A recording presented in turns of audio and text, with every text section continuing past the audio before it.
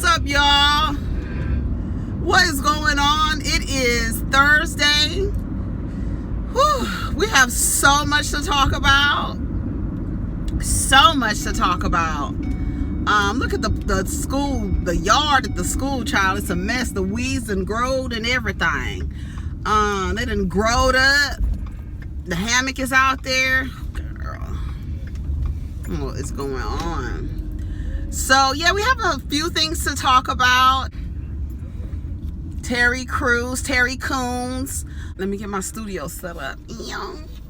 I'm out here a little later than usual. Okay, so let's talk about some things. You ready? Let me get this sun together so I don't get too hot in here. You know what I'm saying?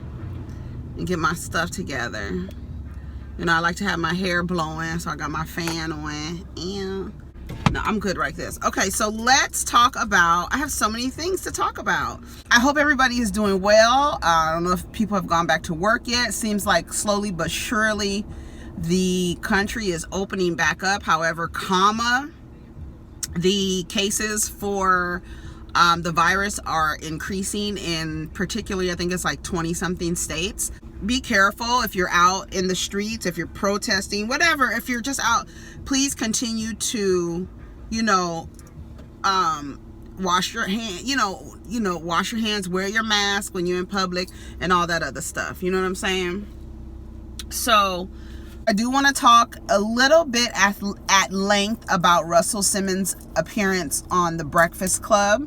And I want to give you my thoughts on that. So I did take a lot of notes when he was talking. He got on The Breakfast Club yesterday and he had some things to say about the allegations. First thing is first, I don't think he should have been on The Breakfast Club. I don't think it was the right platform. And that's what I think about that. I just don't think it was the right platform. I don't think he should have been given that space. I think he should have created a space and said what he said to the women. And said what he said, everything he said on The Breakfast Club. I felt like Russell Simmons should have came out with it like a video, talking to publicly apologizing, right? I don't think that I think he could have created a platform on his own. He did not need The Breakfast Club. And a lot of the people, and then at the end of the day, a lot of the people don't really, you've made your mind up. They've made their mind up about him. And about the situation, right? So I watched it because I was mad at first. I was like, why the hell is Russell Simmons on The Breakfast Club? And what is he talking about? Is he trying to promote something? What's going on, right? Because what are you doing on the TV? And I have going back and forth. He's been going back and forth between Bali, which is a place I would love to visit one day, LA and New York. I was under the impression that he moved to Bali to avoid any type of criminal charges. That's what I thought. He explained yesterday that he was just in New York in January, and before that he was in California, and then he went to Bali and the borders closed, and that's why he's been stuck in Bali.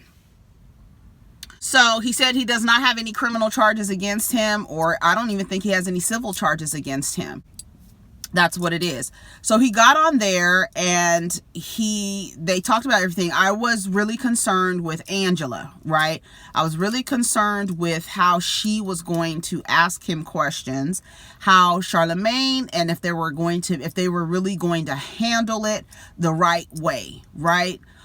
They allowed him to speak at several times. He said that, I am the natural thing to do is for somebody to defend themselves. So he mentioned he took 9 polygraph tests to prove not to the public, but to his daughters that he was telling the truth, which I think is important because you are raising children. You do not want your children, whether they are male, female, non-conforming, whatever, that you don't have the right to inflict violence on somebody unless it's in self-defense. And you don't want your children to believe that you are a violent person, and then also sexual violence, right? So he said that he did that for his daughters. Now, as a yogi, do I think that you have a magnificent way to control your breathing patterns, and therefore your breathing will determine your heart rate patterns? Do I think that that is possible for that to compromise a polygraph test? Absolutely. Okay. Now, he said that he kept saying over and over, he said it several times, I don't want to re-victimize these women. I don't want to re-victimize these women. And he kept saying that, which I appreciated. I also appreciated him stating he was shitty to people, and that's the word that he used. He said that he felt like everything that happened and him losing stuff. He said he has lost $30 million. I'm sure he's lost more than that, but I guess he had to sell some companies and things like that just to remove his name. He had to remove his name off a lot of his companies. And he said that he felt like that was his karmic debt for being shitty to people. He said that he has come in contact with women over the years, so many women. Russell Simmons said he's probably had more foursomes than men have had single partners, right? And I believe him. I believe he was a womanizer. I believe he didn't speak about it in this interview, but he has tried to fix this visual that we saw of him hanging out with Kimora Lee at 17 years old, saying, oh, she turned 18 years old, a few months later or a year later or some craziness like that. So he said that he was a womanizer. He said, I have put myself in compromising positions. I have been in compromising positions. And then he was defending himself, saying, oh, I was the only black man in a group of all of these white men. Let me tell you something, and let's just be very, very, very, very, very, very transparent. If it wasn't for the way cops treated black men, more women would report the violence that is perpetrated against them at the hands of a black man. Y'all get away with a lot of shit because we know how cops are going to treat you. We know. To the point if in domestic situations, violent situations, the woman is saying, don't take him, because you already know what could happen to him. Right? So if women would stand up in the urban areas of the departments, in the hip-hop areas of the departments, and start speaking out against the things that they've experienced in hip-hop, oh, it will be more black men on the chopping block. Trust and believe. Russell Simmons symbolizes that, right? He knows, and I appreciate it, that he understands the culture. It still is, like Angela was like, it is still very much still violent against women. However, it was worse in the late 90s, 2000s. It was worse, right? And he symbolizes that. So to take down, or to somebody to stand up and say, hey, the godfather of fucking hip hop sexually assaulted me. It's not just him. That behavior is not isolated to Russell Simmons. Do you hear what I'm saying? It is not isolated to Russell Simmons. There are so many men in rap, hip hop, whatever you want to call it, urban, whatever you want to call it, who have victimized so many women. And that's why I was looking at Angela, because Angela has been in the... Ask any woman who has ever worked in the entertainment industry. Ask them. Just ask them to tell you any story. Because I'm sure they have... Every last one of them have witnessed. Even Russell Simmons says his assistant who has been with him, he was speaking to his character. He was like, I'm friends with these women now.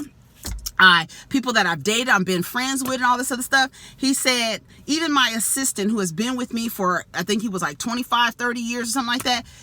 She saw the women coming in and out. She saw the women coming in and out. Do you hear me? Okay. So he represented that. And for somebody to come to, and then he said that what I thought was, okay, I think that he symbolized, the umbrella, just like Harvey Weinstein symbolized, like Harvey Weinstein ain't the only one, okay? Jeffrey Epstein ain't the only one, okay? They're not the only one. They don't work alone. These are not men working alone. Now, did I appreciate him apologizing and saying that he deeply regretted the experience that these women had with him? And did he, and something else that he also said that stood out to me is that he said, not every relationship that I had, a woman took away what she deserved or the right thing she took away from the relationship. Was I the best person in all of my relationships? No, I wasn't. I was a shitty person. I hurt people. I'm sure that I hurt people. He said it. And I could appreciate that, because in order for you to, and then I also appreciated that he said he believed her and he believed himself. Right? Because you cannot tell another person what their experience was. You just can't. You can tell or share what your experience was. He also said he doesn't want to move away from believe women. But he also said if there are inconsistencies in the story, maybe you shouldn't go with it. And I think that that's fair too, because I think that a lot of the times, and everybody, you know how it is when a woman says something against a man and a man says something that's contradicting, the public is going to lean towards the man, right? Because that's how patriarchy functions, right? They're going to lean towards the man. Even women will believe the man before they believe the woman, okay? It's just something that is ingrained in this society, and that's how it works. And it's unfortunate that people don't automatically believe women. They start to question, well, what did you have on? Or did you say no? Or did you this? Another thing, did you say no? Russell Simmons, he repeated several times, I'm not violent. I'm not a violent person. Let me tell you something, sweetie. You could be making the sweetest love, the juiciest, most delicious love that you could ever be making. And as soon as that person says, stop, or no, I don't want this anymore, I'm good. If you don't stop, if you continue to make that sweet, juicy, delicious love, you have raped that person. Period. So him saying, and a lot of men associate that rape with violence. Yes, it's a violent act because it's a violence committed against another person, but men often, and media helps with that, it's a violent action, but it doesn't have to, it's not always violent. If the person does not consent anymore, it doesn't matter if you're in the middle of it, honey, you better stop. And ladies, if you have sons, please teach them this now. If they're young, teach them no means no. And that is in every aspect. It doesn't have to, it always could be age appropriate, right? If somebody tells you stop telling a joke, stop the joke. When somebody says they don't like what's happening, stop it. Whether you joking around, you playing, you having a good time, whatever it is. If you see that the other person is not having a good time, is not laughing at the joke, cut it out. And as they get older, then you can teach them consent. When somebody tells you stop, you stop. And that's it. I don't give a damn how hard your dick is. Stop. So Charlemagne asked him a great question. Sometimes women feel like they can't say no to men in power. And he says, well, he doesn't feel like he was that type of person. It doesn't matter. You could be the most zen person, honey. If you are in a place of power, look at these yogis, honey. You could go watch the Birkham yoga documentary on Netflix. The yogi, honey, was raping the girls in the teachers. He was teaching them how, giving them hours of yoga practice so they can be yoga teachers, and raping them. Boys and girls. Do you hear me? So it doesn't matter how zen you can be. You can still commit acts of violence against other people. And you can, intentionally or unintentionally. And he kept saying, I never intentionally wanted to cause harm. That was not my experience. But I believe her experience. And in an apology, right? In an apology, what do we always say? The best apology is change behavior. We don't like people to get up on and apologize and then say, you know, I did this because, or I'm sorry if, now he did say, I'm sorry if you felt that I victimized you. No, I'm sorry that I victimized you. I'm sorry that the experience that you had with me victimized you. Not if, motherfucker, it happened. That's her story. Even to the point where he said, yes, I cried reading Annie Lamette's story, right? I cried reading her story because I didn't know that was her experience. Yes, can sometimes people misinterpret? Yes, but she said no several times. So what did you remember, right? I believe her and I believe me. And all I need to do is believe me to pass a polygraph test. If y'all didn't listen, go watch that interview with Russell. I don't need to believe you. I need to believe the story that I've told myself to pass a polygraph test. Do you understand me? Okay. Because I believe her. I believe her, and I believe that he is sorry. I believe that he regrets it. He said he supports the movements. He wants to be able to grow and be useful to support women in the Me Too movement. I can't say if I was the women that he victimized, would I accept his apology, because you can't tell people when to accept an apology, right? But I think it was a good apology. He stated what he did. He stated his involvement. He did not make any excuses except for to say this was the culture, right? And I was a shitty person. It's my karmic debt. That's what he said. He said it was my karmic debt for being a shitty person. That's exactly what he said. And he said, you know, I had all women running Def Jam at one point. So it's not that I'm against women. That's what he said. So, you know, you can only go by what a person says and then also have that follow up with actions. Has he changed? You know, has anybody else has come out? I think they said it's 7 women who have said they've been victimized or sexually assaulted by Russell Simmons. Like I said, I don't care. It doesn't matter. Like I said, go watch that documentary on that yoga instructor. And he was very popular, very, very, very popular. And people were going to him and he was victimizing people.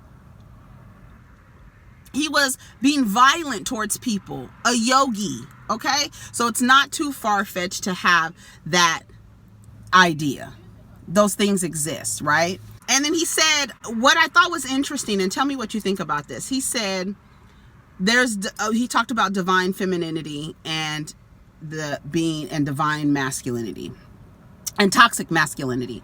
He said in divine femininity, he said, in order for this planet to survive, we are going to have to allow women to take charge. And I remember what he said about Oprah. He's going to have women take charge. The survival of the planet depends on women, right? Of course, right? But he said toxic femininity comes into play when the woman has no boundaries. And then after she has no boundaries, she later regrets the exchanges that she has with people as a byproduct of her having no boundaries. And I have to say, not for the woman to come back and say, I regret this experience, so now I'm going to say he raped me. I don't think that is productive.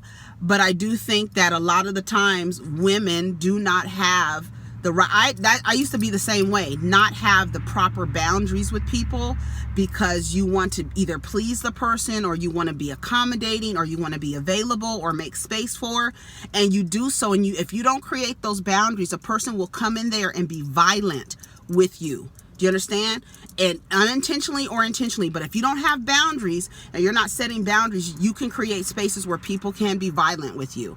Like I said, and the violence, when I say violence, I'm talking about from all spectrums, right? Whether it's your emotional health, physical health, financial health, violence against you. Do you understand me?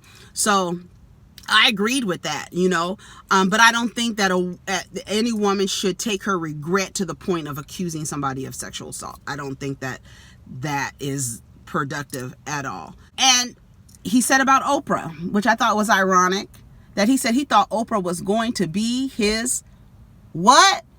Savior. He thought this black woman was going to come in and save him. Do you hear? I said Russell Simmons really said that. He said that. He thought Oprah was going to come in and save him. And he said he thought that Oprah was going, because she is an investigative reporter. But that's why Oprah backed out, right?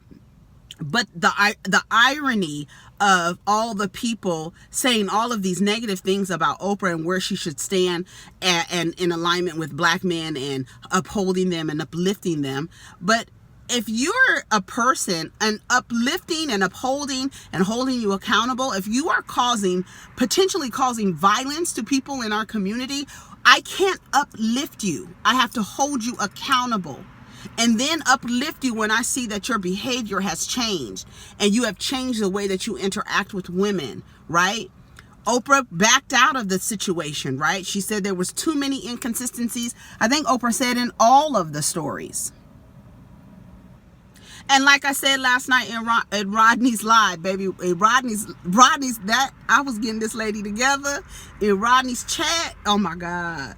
This is a white lady named Beverly. Let me finish. What was I saying? Baby, I was getting that lady together. Beverly, some white woman who I was getting her together.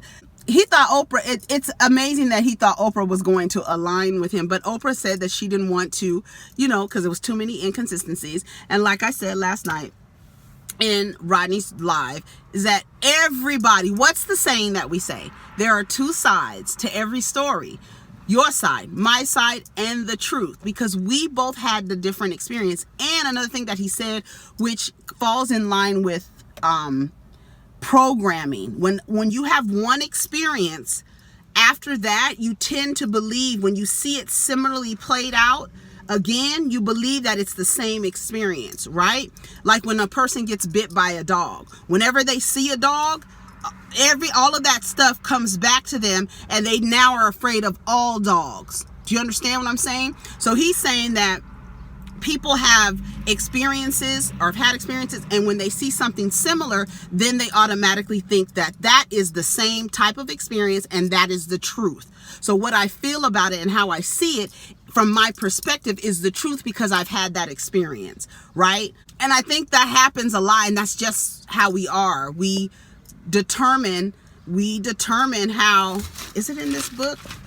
Yes, we determine how we come up with our opinions and our ideas, our beliefs based on experiences that we've had, right? And when we see them again, we say, oh, that I've had that experience before, or I've seen that experience before. I know what's happening there.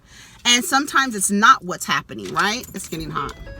And sometimes it's not what's happening. So that was pretty much it with Russell Simmons. I thought it was not the space for him to have the interview. I don't think that the Breakfast Club was the space. Being that Breakfast Club is teetering on, I don't know what's going on over there at the Breakfast Club, but the fact that they gave Rush Limbaugh a space, you don't give a person who is violent against our community a space. You don't. And that's why I feel like Russell Simmons, you've been alleged, even though, let me tell you something, how I feel about Russell Simmons. I admire what he has done for hip hop. He is because I have such a love for a musical genre that I grew up during the inception of hip-hop. So I look at him. So when all that stuff happened, and let me tell you something, when all that shit happened, I believed them from the beginning. I wasn't even like, oh my God, Russell Simmons. No, he would never, girl.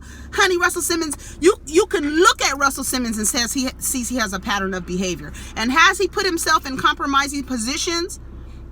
And did he probably, I believe those women. I don't care. As much as I respect him for this part of his contribution to society, I also believe those women. And that's it. And that's it. And I do not believe that the Breakfast Club should have been a play. He should have done that on his own, a video speaking to and for and out to publicly.